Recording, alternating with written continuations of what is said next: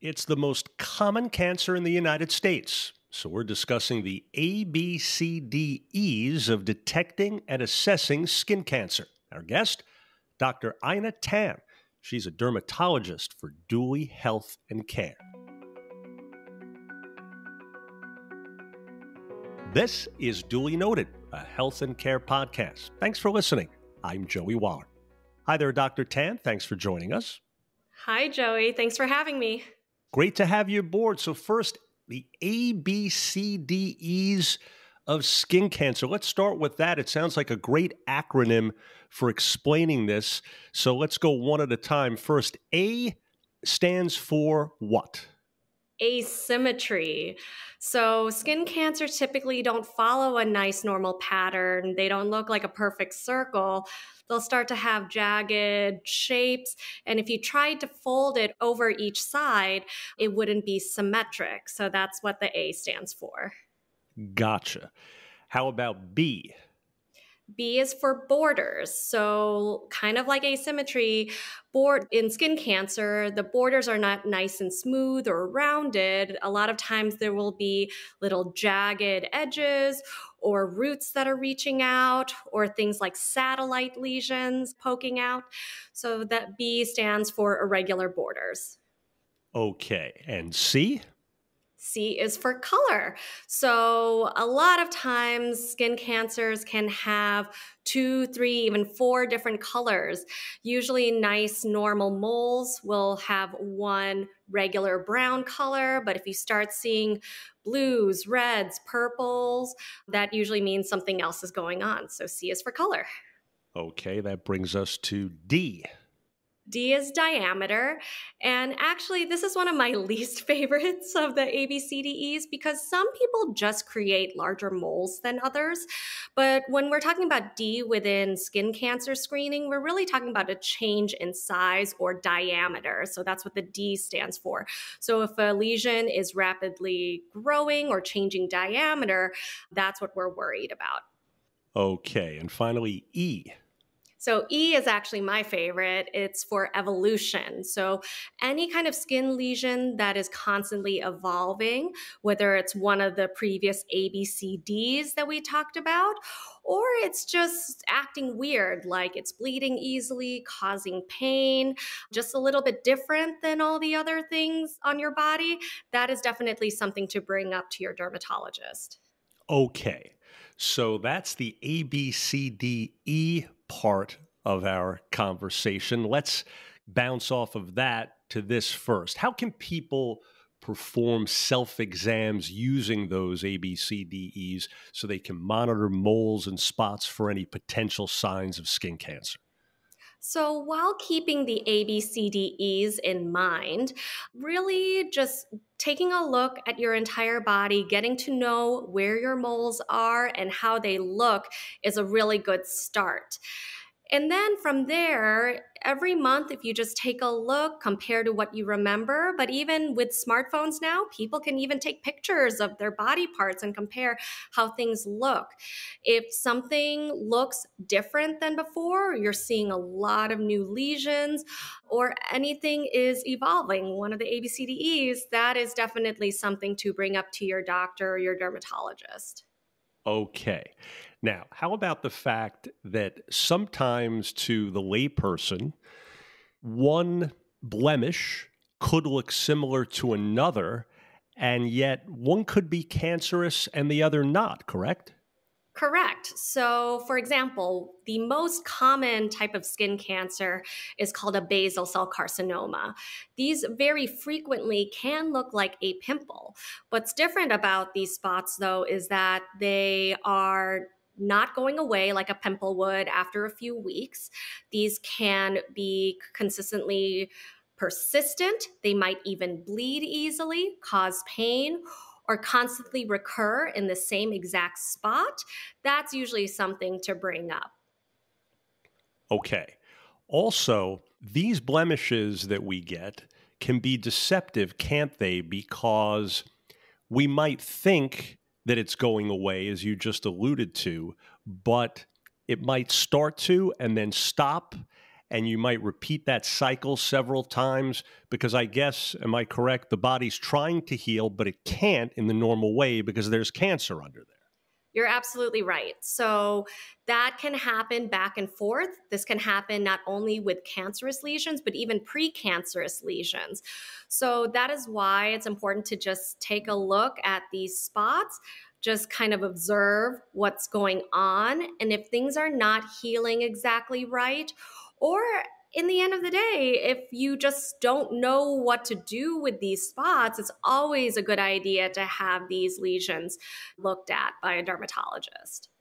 And then when that takes place and an expert such as you and yours does take a look, you're typically not only looking at these marks on the skin on the surface with the naked eye, but you're looking through an instrument so that you can see underneath, right? Correct. So we use a tool called a dermatoscope. So these are these little devices that kind of look like a fancy magnifying glass, but what they do is they have different light settings, like polarized light. We can even change the light settings that we have.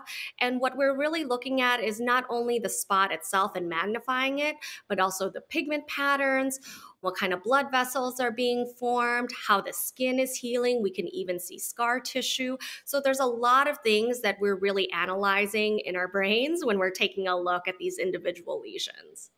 Beyond those ABCDEs we discussed, any other warning signs or symptoms people should be aware of in trying to identify potential skin cancer?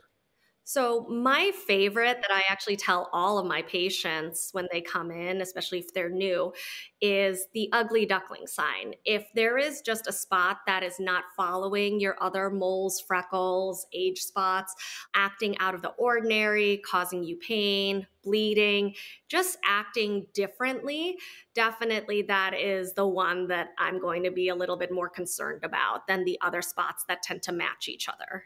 And if someone has any doubt about whether something looks right, they really should get it checked out, right? Because the longer you wait, the worse it's likely to get if it is precancerous or cancerous, correct? So, absolutely, we always recommend getting any suspicious spots looked at by a dermatologist.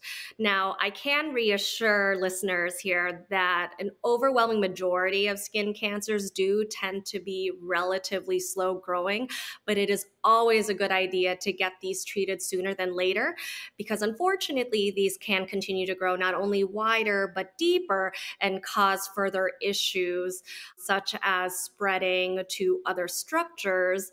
And of course, the worst case scenario would be spreading to other sites like the lymph nodes. And in cases like aggressive melanomas, can even cause death. Now, I don't want to scare anybody, but that's why we want to do these screenings and definitely take a look at any spot that you may be concerned about. Okay, so you led me beautifully there into my next question, Doc, which is in terms of screening, for both the average person and then for someone who, in terms of whatever their risk factors may be, is at higher risk, how should each of those groups proceed in terms of how often to get screened? The typical person and the person that needs to have it done more often. So, we always say each patient is very different, but in general, younger people tend to have a lower risk of skin cancer than older people. So, we generally recommend starting in adulthood, maybe in your 20s and 30s, just getting a baseline. And then your dermatologist may be able to determine what your risk factors are, such as how much sun damage you've accumulated, your family history, and that can determine how frequently you are to get your skin checks. Now, in kids, skin cancer is incredibly rare, though not unheard of, but we always recommend that any suspicious lesions be evaluated by a pediatrician, and they would refer over to a dermatologist if they are at all concerned. So, again, it really kind of depends on age, your individual risk factors, and that'll determine frequency of skin cancer screenings. Gotcha. Now, especially with outdoor season approaching, what are some proactive steps to protect our skin from harmful UV radiation and to reduce that risk of developing skin cancer? So, sun protection is absolutely number one. So, when everybody talks about sun protection, we most of the time think of sunscreen. But sunscreen is not the only thing. We also think about sun protective clothing like hats, also UPF or sun protected clothing like long sleeve shirts, those rash guards that kids might be playing in the pool with. Those all really help contribute to decreasing your risk of skin cancer. And when we're talking about sunscreen specifically, we really do recommend at least an SPF rating of 30 and above for daily wear. But if you're really going to be at a pool, beach, baseball game where you're really going to be under a lot of sun exposure, you want to bump that up to SPF of 50 and above. And also make sure to look for the words broad spectrum, because the SPF rating only detects decreasing in terms of your susceptibility to sunburns, but broad spectrum denotes the protection against all the rays of the sun, including the rays that can cause skin cancer. Interesting. I did not know about the broad spectrum tip. Luckily, here in the United States, most of our sunscreen are broad spectrum, but I have seen some really low SPF rated sunscreens out there that do not offer the broad spectrum. And remind people again how long they should typically wait between applying sunscreen and going out in the sun, because many make the mistake of going straight out, and that's kind of somewhat defeating the purpose, right? Well, actually, it depends. So, what's really important too is to look at what type of sunscreen you're using. So, the sunscreens that we typically recommend in the broad spectrum category are going to be mineral based, so zinc oxide or titanium dioxide based, or even ferrous oxide based. And these are physical blockers. That means that really, once you apply it, there is a physical blocking of the UV rays to the sun. Versus there are other types of broad spectrum sunscreens that are chemical based blockers. And for those, we do usually recommend applying a good 15-20 minutes before being out in the sun so it can be absorbed in the skin and therefore work correctly.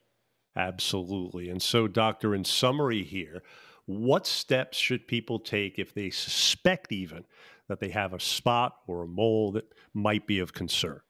So they should always bring it up to a dermatologist, or if you do not have access to a dermatologist right away, you can bring it up to your primary and they may be able to determine whether or not it is something that really needs to go to a specialist to be evaluated for. Okay. Well, folks, we trust you're now more familiar with the ABCDEs of combating skin cancer. Dr. Tan, valuable information indeed. Thanks so much again. Thank you for having me.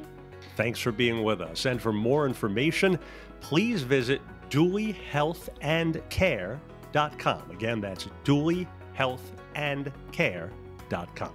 If you found this podcast helpful, please share it on your social media. I'm Joey Wahler. Thanks again for listening to Duly Noted, a health and care podcast.